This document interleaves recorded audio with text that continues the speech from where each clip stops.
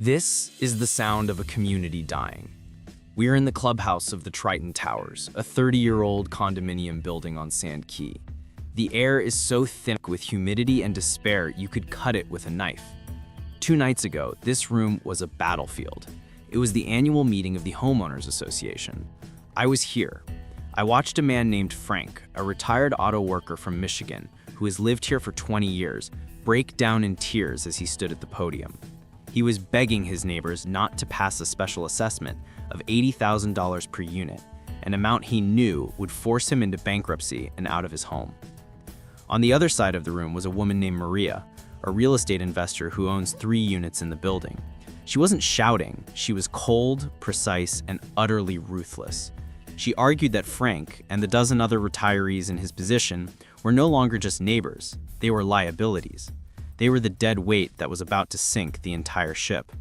She argued that passing the assessment, forcing out the financially weak, was the only way to save the building from being condemned, and to protect her own 7-figure investment. It was a speech of pure Darwinian survivalism. It was a civil war fought not over territory, but over the line items of a reserve study. My name is Sarah, and this is my world. I'm a forensic accountant, but I don't investigate mobsters or corporate criminals. My specialty is condominium associations. I'm the person a desperate HOA board hires when they finally realize their building is not just a community, but a multi-million-dollar corporation, and that corporation is on the verge of a catastrophic financial collapse. I sift through the ghosts in their ledgers.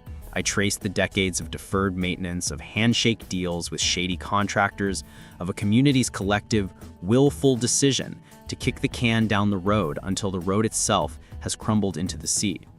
What I am here to tell you is that the story of the Florida real estate market in the fall of 2025 is not the story the national media is telling you. This is not a gentle cooling. This is a structural failure. And the point of failure, the initial catastrophic breach in the dam, is the condominium market. But the reasons for this collapse are new, more complex, and far more terrifying than a simple market cycle. This is a story about how our own technology, our own laws, and our own human nature have conspired to create a perfect, self-devouring machine. The first and most novel agent of this collapse is not a person, it is an algorithm. A new generation of artificial intelligence underwriting models that have been adopted by the global insurance and reinsurance industry in the last 2 years. The most powerful of these is a platform the industry insiders have nicknamed Atos, after the eagle of Zeus, the one that could see everything. And Atos sees everything. It is not a person you can negotiate with. It is a cold, calculating god of data. Atos scrapes trillions of data points in real time. It analyzes 30 years of satellite imagery, looking for minute changes in coastline erosion and roof discoloration. It cross-references county permit databases to see if a building's 40-year recertification is up to date. It ingests sea level rise projections, groundwater contamination reports, and social media sentiment analysis from neighborhood groups. Then it takes all this data and runs it through a predictive model that generates a single, terrifying number for every single property in the state, a climate alpha score. This score is a measure of a property's projected viability over the next 30 years. And if a building's score drops below a certain threshold, it is automatically and irrevocably placed on an industry-wide blacklist. It is rendered uninsurable. This is what happened to the Triton Towers. It wasn't a human underwriter who made the decision. The building was simply delisted by the algorithm. Why? Atos had flagged a combination of factors: its proximity to a high erosion coastline, a history of deferred maintenance visible in its permit records, and, most chillingly, the financial insolvency of 2 smaller condo buildings within a 5-mile radius. The algorithm had concluded that the entire neighborhood was a contagion risk. And just like that, a community of 200 families had their financial world vaporized by a line of code. This algorithmic execution is the new brutal reality that has replaced the old human-driven insurance market. It is precise, it is emotionless, and it is absolute. And it is spreading, creating vast, digitally drawn, uninsurable zones that are expanding with every new data point, with every new storm. This is the external pressure, the force that is cracking the foundations of these buildings from the outside. But the true horror show is what is happening on the inside. This brings us to the second and more intimate driver of the collapse, the Surfside Mandate and the HOA Civil War. The new state laws passed in the wake of the Champlain Towers tragedy were born from a place of genuine public service. They were designed to prevent another collapse by forcing condo associations to finally confront the true cost of maintaining their buildings. The law's two key provisions, the mandatory structural inspections and the outlawing of waived reserves, were supposed to be a lifeline. Instead, they've become a weapon. For 40 years, the entire social contract of condo living in Florida was based on a lie. The lie was that you could keep your monthly fees artificially low by simply not saving for the future. It was a collective conspiracy of magical thinking. The Surfside Mandate shattered that lie. It has forced every building to get a structural integrity reserve study, a brutally honest and ruinously expensive accounting of every major component of the building and the true cost to replace it. For a building like the Triton Towers, which has been neglecting its concrete and its roof for 30 years, that report is a death sentence. It's a $20 million bill for a past that has finally caught up to the present. And this is where the Civil War begins. The new law has cleaved every condo community into two warring factions. On one side, you have the legacy owners, people like Frank, the retired auto worker. Many are on fixed incomes. Their condo is their only asset and they have no way to access the tens of thousands of dollars needed for the special assessment. They are terrified. They want to delay, to phase in the repairs over a decade, to do anything to avoid the financial blow that will destroy them. On the other side, you have the new guard. These are often younger owners or investor owners like Maria, who bought more recently. They have a mortgage. They see the engineering report not as a bill, but as a threat to the value of their asset. They know that if the repairs are not made immediately, the building could be condemned and their investment will go to zero. They see the legacy owners not as neighbors, but as an obstacle, a roadblock to their own financial survival. They are willing to vote for the massive, immediate assessment, even if it means forcing out a third of the building's residents. It is a ruthless, zero-sum game of financial survival, and it is tearing these communities apart from the inside. My job is to be the neutral party in this war, to audit the books and present the unvarnished truth. And what I find almost universally is that the present crisis is a direct result of a history of quiet corruption and willful mismanagement. As I dig through the ledgers of the Triton Towers, I find the ghosts. I find the contract for a major roof repair 5 years ago that was given without a bid to a company owned by the board president's son-in-law. The repair, I discover, was little more than a cosmetic patch job, and now the entire roof needs to be replaced at a cost of $3 million. I find a decade of falsified reserve studies, where the numbers were manipulated to make the building's financial health seem far better than it was. I find that the building's management company, a large, reputable firm, was taking a percentage of every contract, a kickback scheme that incentivized them to recommend cheap temporary fixes over expensive long-term solutions. The $80,000 assessment isn't just the cost of new concrete. It is the accumulated cost of 40 years of lies. And this is the story of thousands of buildings across the state. The condo collapse is not just a crisis of insurance or engineering. It is a crisis of governance. It is the predictable result of turning a community of neighbors into an amateur board of directors for a multi-million-dollar corporation with no real oversight and every incentive to make short-sighted, self-serving decisions. And the contagion is now spreading beyond the walls of the condos themselves. The firewall between the vertical world of the towers and the horizontal world of the single-family home has been breached, and the vector of that infection is the banks. I had a conversation last week with a contact of mine, a senior risk officer at one of the major national lenders. He told me, off the record, that their own version of the ATOS algorithm has now been turned inward. They are no longer just assessing the risk of the property they are lending on, they are assessing the systemic risk of the borrower. Here's how it works. Maria, the investor from the Triton Towers, also owns a portfolio of 4 single-family rental homes in a quiet inland suburb in a completely different county. Those homes are fully insured and in good standing. But the bank's new algorithm has now flagged her as a high-risk borrower. Why? Because it has identified her exposure to the collapsing condo market through her ownership at the Triton Towers. The algorithm has concluded that a massive special assessment or the total failure of that building could trigger a personal bankruptcy, which would put her other mortgages at risk. The bank is now quietly reducing her overall credit line and has put a freeze on refinancing any of her other properties. The rot that started in the salt air of Sand Key is now, through the cold logic of an algorithm, infecting the property values of a quiet suburban street 100 miles away. This is how a contained crisis becomes a systemic one. The vote at the Triton Towers meeting passed. Maria and the New Guard won. The $80,000 assessment was approved. 2 nights later, Frank, the retired auto worker, had a massive heart attack. He is in the ICU. His wife doesn't know how they will pay for the medical bills, let alone the assessment. This is the human cost of this crisis. It is not just about numbers on a ledger. It is about lives, homes, and a sense of security that has been shattered. The civil war in our condo towers is not a metaphor. It is real, and it is claiming casualties.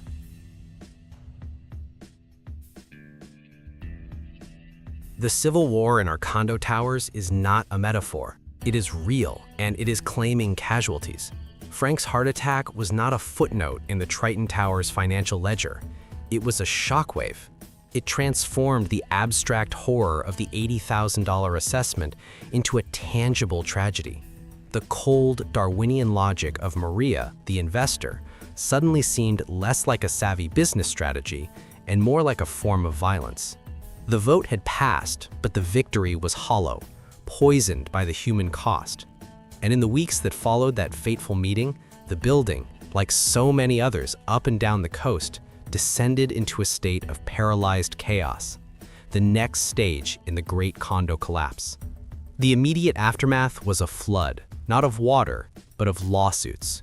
This is the overlooked and deeply corrosive consequence of the Surfside mandate. By forcing these buildings to confront their own decay, the law has unleashed a legal quagmire that is accelerating their demise. At the Triton Towers, the battle moved from the clubhouse to the courthouse. Frank's family, joined by a dozen other legacy owners, filed a lawsuit against the current HOA board, alleging a breach of fiduciary duty for passing a financially ruinous assessment. In response, Maria and the new guard of owners filed their own lawsuit against the former board members, accusing them of the gross negligence and mismanagement that had made the assessment necessary in the first place. A third group, realizing the building's original construction in the 1990s was likely shoddy, began preparing a massive class action lawsuit against the long-defunct developer. The building became a legal war zone. The condo association's remaining funds, the money that was supposed to be used to begin the critical repairs, was now being hemorrhaged to pay legal fees. The conflict made it impossible to govern. The board meetings became shouting matches between lawyers. No decisions could be made, no repair contracts could be signed. The building was now not only physically decaying and financially insolvent, it was legally paralyzed. And this story is being repeated in hundreds of buildings.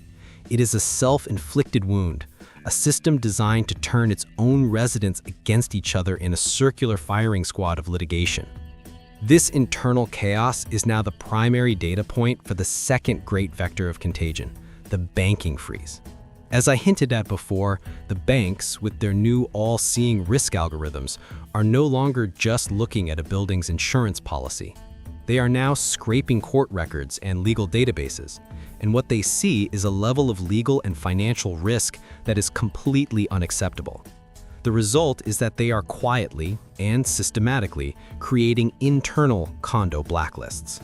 These are not public documents, they are proprietary risk assessments, but I have seen them. A friend, a senior underwriter, showed me the list for his institution. It's a spreadsheet with thousands of building names, thousands of addresses. Next to each name is the simple designation: green, lend; yellow, case-by-case review; or red, do not lend. A building gets a red designation not just for being uninsurable, but for having a high number of pending lawsuits, a large special assessment, or a high percentage of delinquent HOA dues. Once a building is on that list, it is effectively cut off from the entire financial system. The bank will not write a new mortgage for a buyer in that building. More critically, they will not allow an existing owner to refinance. They are trapped. But the truly terrifying development is how the banks are now using this blacklist to infect the single-family home market. This is the part that no one seems to understand yet. The contagion is no longer just a metaphor, it is a direct mechanical process. Let me give you a real-world example I came across last week. A young family in a quiet inland suburb of Orlando was trying to buy their first single-family home. It was in a green zone, a newer community, no flood risk, a perfect property. They were pre-approved, had their down payment ready, and were set to close. 3 days before closing, the deal fell apart. The bank pulled their financing. The reason was buried in the fine print of their underwriting report.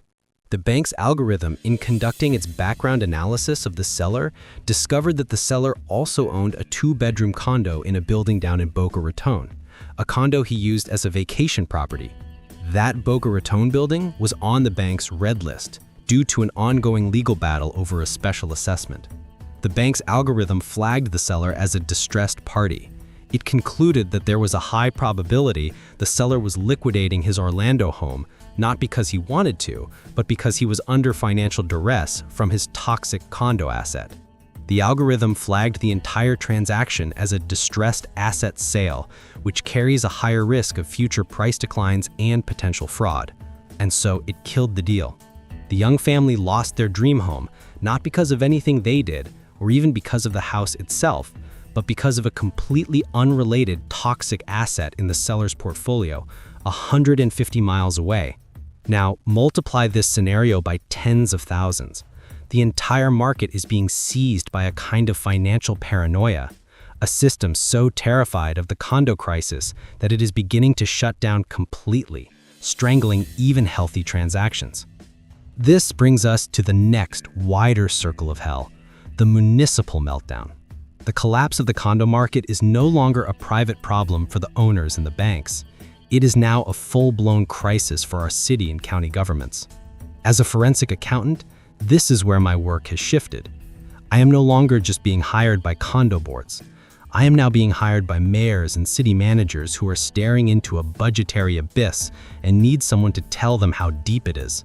I just finished an audit for a small coastal city in Broward County. Let's call it Beachside. For decades, Beachside's finances were a picture of health. The city is essentially a 2-mile strip of land lined with about 50 high-rise condominium towers. Those towers, with their once astronomical property values, generated almost 80% of the city's annual tax revenue. Now, the city is on the verge of insolvency. The county property appraiser, facing a deluge of legal challenges and appeals from thousands of condo owners, has been forced to slash the official assessed values of these condo units by an average of 40 to 60%. It is an act of acknowledging reality, and it has vaporized the city's tax base overnight. My job was to walk the city manager through the consequences. We sat in his office looking at a spreadsheet that was a sea of red. A 50% drop in revenue means a 50% cut in services. We went line by line. The funding for the stormwater pumps, the machines that are the only thing keeping the city's main road from flooding during every high tide, cut. The contract for beach renourishment, canceled. The budget for the sanitation department, for landscaping, for community policing, slashed. The city of Beachside, once a pristine and desirable community, is about to begin a rapid, visible decline. The streets will get dirtier, the parks will become overgrown, the response times for emergency services will get longer. This is the doom loop I have warned about. The decline in services makes the city an even less desirable place to live, which further depresses the value of all property, including the single-family homes that were, until now, relatively insulated. This leads to even greater revenue shortfalls in the next budget cycle.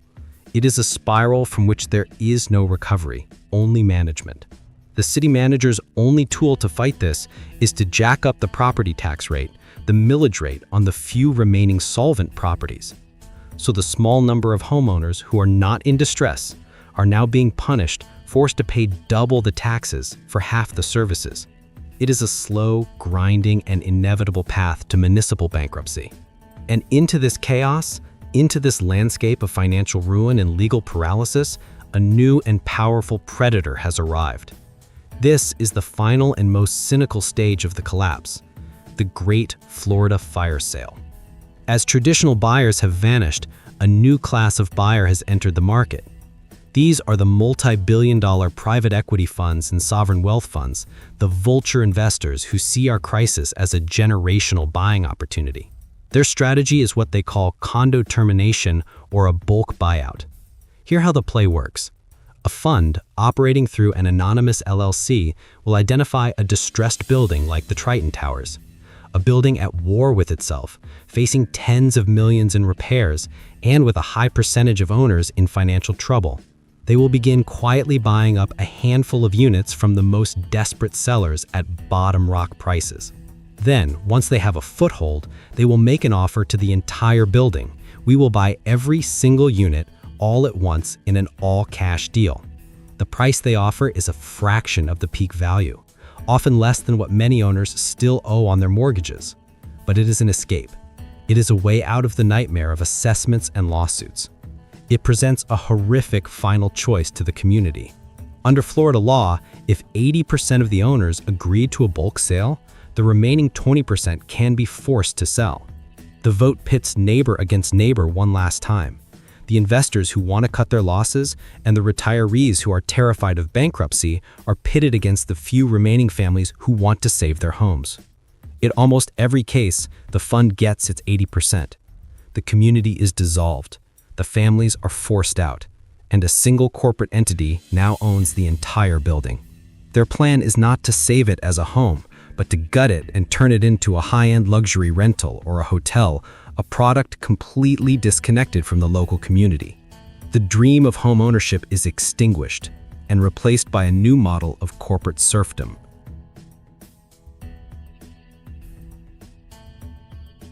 The rot that started in the concrete rebar of our condo towers has now metastasized, and it is attacking the very soul of the state. What I am seeing now in my work in late 2025 and early 2026 is the final transformative stage of this crisis. It is the aftermath. It is the beginning of the new Florida, a state that is being fundamentally and permanently reshaped by the forces that this collapse has unleashed. The fire sale is not just a financial event, it is a demographic and social event. It is a great and tragic resorting of our entire society. The most profound change is the death of the dream of ownership for a huge swath of the population. The new model, the one being perfected by the private equity funds that have descended upon our broken market, is the creation of a permanent renter class. I was hired recently to consult on the transition of a portfolio of 15 condo buildings that had been bought out in a bulk termination by a single massive investment fund. My job was to help them standardize the new leasing and management structure. It was an education in the new corporate feudalism. The fund had rebranded the buildings under a single, sterile corporate name, Solara Living. The unique names and identities of the communities were erased.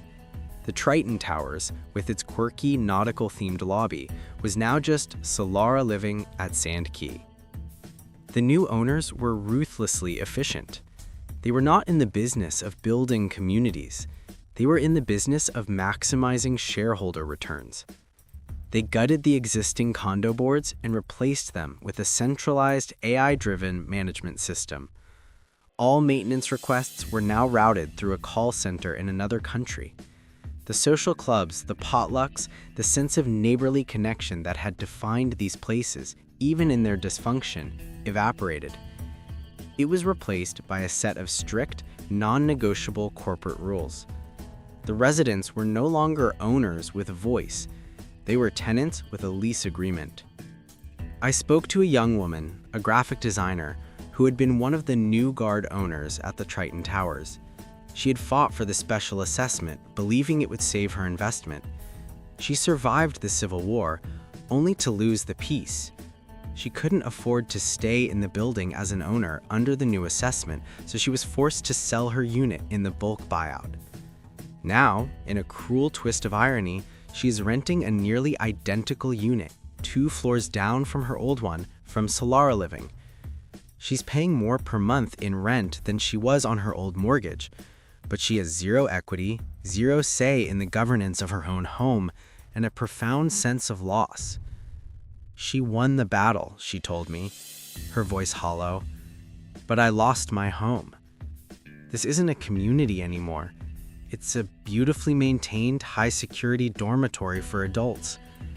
I don't know my neighbors. I just know we all pay our rent to the same anonymous portal on the first of the month. This is the new reality. The fire sale has transformed these buildings from communities into commodities, from homes into a new class of financial asset. The people who live in them are no longer stakeholders. They are the recurring revenue stream.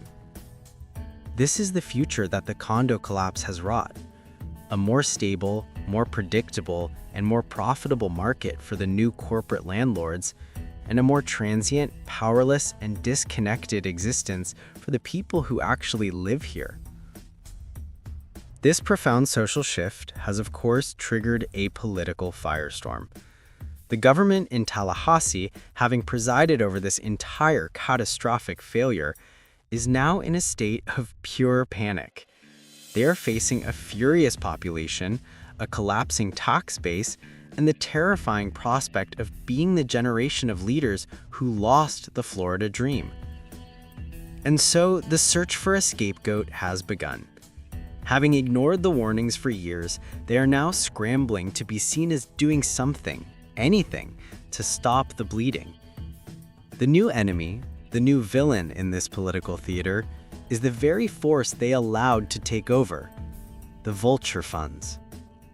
Suddenly, the politicians who for decades had championed deregulation and courted global capital are now giving fiery populist speeches on the steps of the Capitol, railing against the predatory Wall Street firms that are stealing our homes.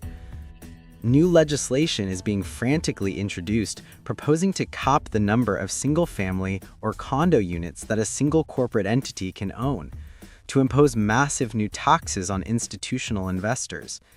It is a spectacle of breathtaking cynicism.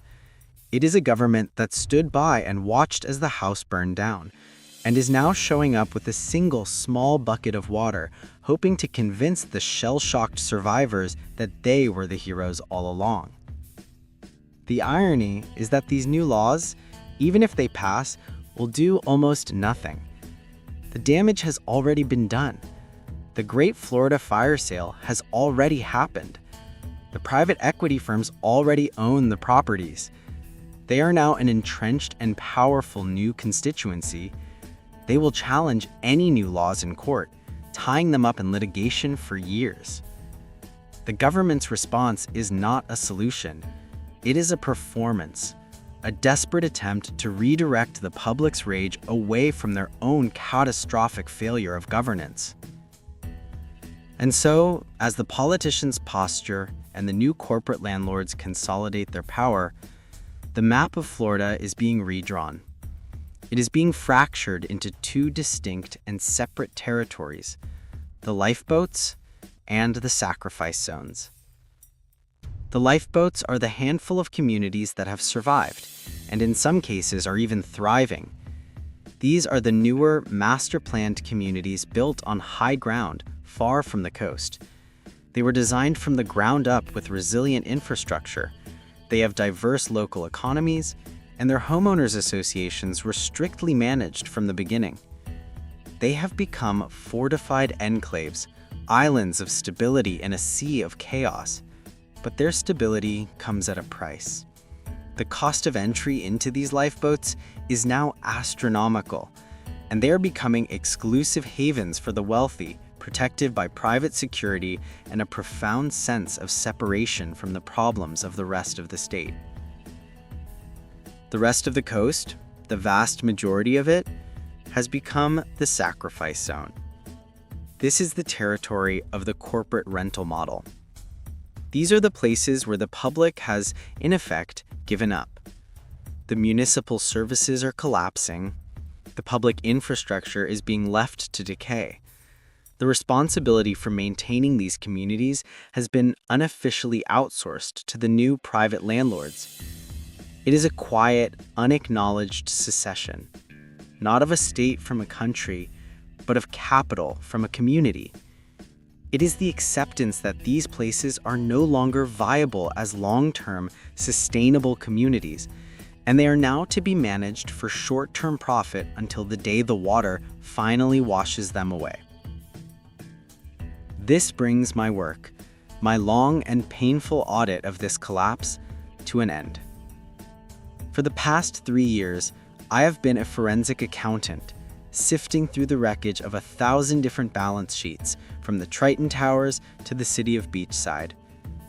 But in the end, I realize I have been auditing the balance sheet of an entire state, an entire 70-year-long dream. And my final report is this: the Florida project, as it was conceived in the 20th century, is insolvent. It is a failed experiment. The collapse was not caused by a single hurricane, a single law, or a single algorithm. It was caused by the foundational premise of the experiment itself. The premise that you could build a permanent society on a temporary landscape. The premise that you could finance a dream with speculative debt and a willful denial of risk. The premise that a community was just a collection of individual assets, not a shared and fragile ecosystem. For decades, the fantasy was so powerful it held the entire teetering structure together. But the bill for a fantasy always comes due. I went back to the Triton Towers one last time, a few weeks ago. The old sign was gone, replaced by a sleek, new corporate logo for Solara Living. A young couple was moving in, unloading boxes from their car. They looked happy, excited to be starting a new life by the beach. They were renters. They had no idea of the history, of the battles that were fought in the clubhouse, of the lives that were upended, of the man who had lost his home fighting for his own. They were just temporary residents of a building that was no longer a community, but a line item on a spreadsheet for an investment fund in a city 1,000 miles away. The structure was still there, freshly painted and repaired, but the soul was gone. And that, I realized, is the perfect metaphor for the new Florida. A beautiful, hollow, and professionally managed facade with nothing of substance left inside.